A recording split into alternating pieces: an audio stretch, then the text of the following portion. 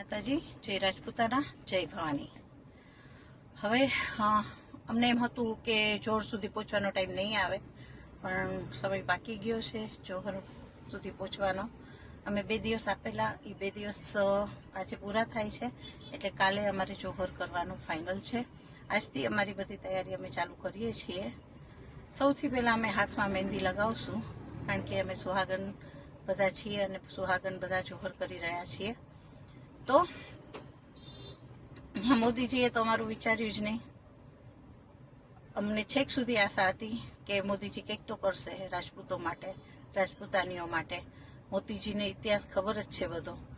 ખબર નહીં કેમ રાજપૂતો અને રાજપૂતાનીઓના જે ઇતિહાસ એને ખબર છે, રજવાડા આપી દીધા છે એક જ વાર કીધું, અને તે છતાં મોદીજીને ખબર નહીં કેમ એવું નથી લાગતું કે રૂપાલાને કાઢવો જોઈએ એમ।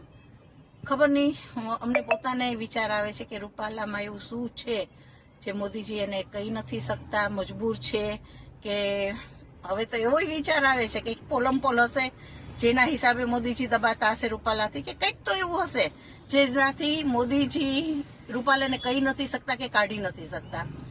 તો ફાઇનલ છે, કાલે અમે જોહર કરવા જઈ રહ્યા છીએ।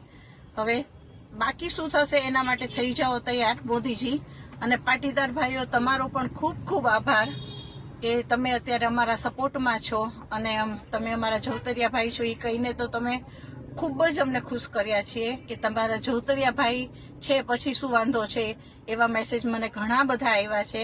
એ બધા જ ભાઈઓને મને સાચે દિલથી આભાર તમારો। જય રાજપૂતાના, જય ભવાની।